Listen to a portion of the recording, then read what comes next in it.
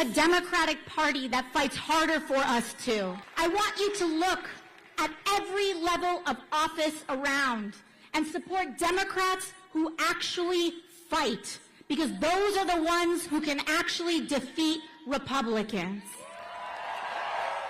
Congresswoman Alexandria Ocasio-Cortez putting her own party on blast. She says Democrats need more fighters as a party struggles to recalibrate. Senator Maggie Hassan is a Democrat of New Hampshire, and I'm so glad to have her with me because you come from a very interesting state, kind of a purple state, right? It can go red or blue depending on the time. But overall, the Democrats seem to be trying to figure out, where do we go from here? Here's a Gallup poll that shows that most Democrats would like the party to become more moderate. You can see that there. Do you agree that that would be a good thing?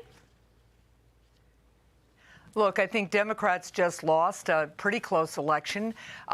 I'm focused, as I think all of us should be, on how to make sure we're serving the people we represent. In New Hampshire, people work together to solve problems. That's what I've always worked to do.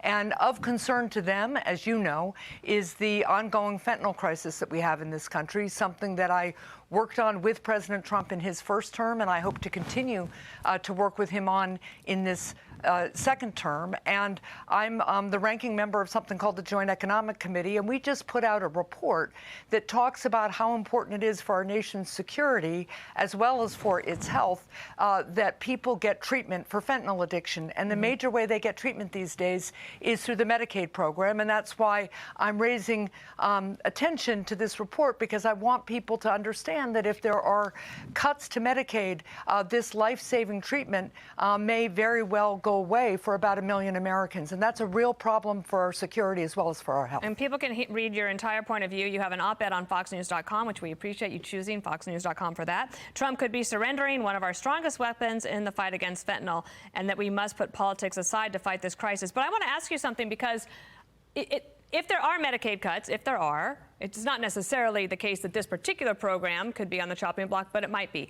But let me ask you this. This is from the Wall Street Journal back in February, late February, that federal Medicaid outlays have increased 207% since 2008 and 51% since 2019.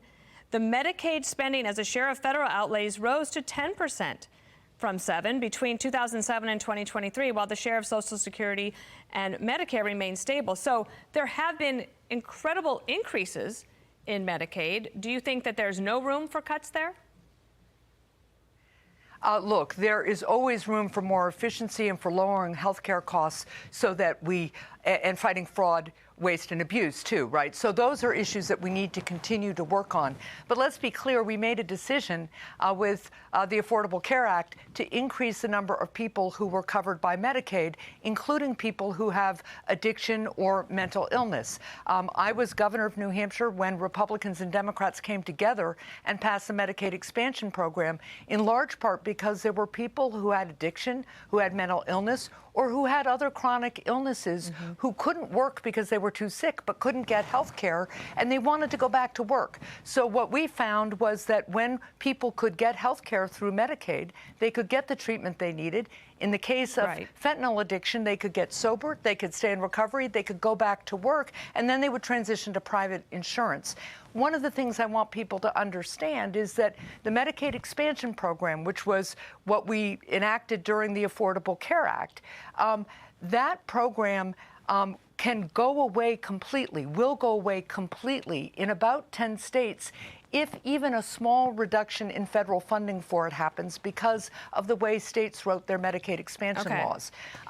The intelligence community for the Trump administration, the acting DEA director, the National Drug Policy Office have all said that fentanyl addiction treatment is a critical part of our national security strategy. Understood. Because it lowers the demand in this country, right? Let me just ask you this then. I understand this. So, okay, fine. You want to keep the Medicaid the way it is, Medicaid program the way it is. Got it. And we'll see how that fight goes. But do you support President Trump's efforts to try to control the problem of fentanyl getting into the country with increased border security, as well as taking it to China?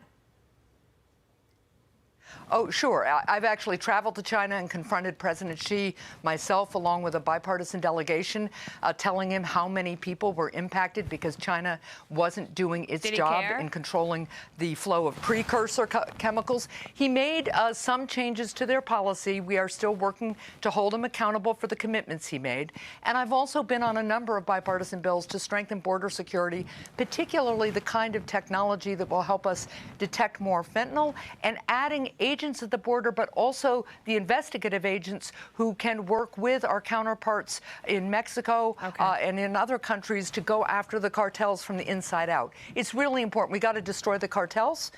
We got to secure the border better, and we got to lower our demand. All right, Senator Hassan, thank you so much for being on with us today and for the op-ed.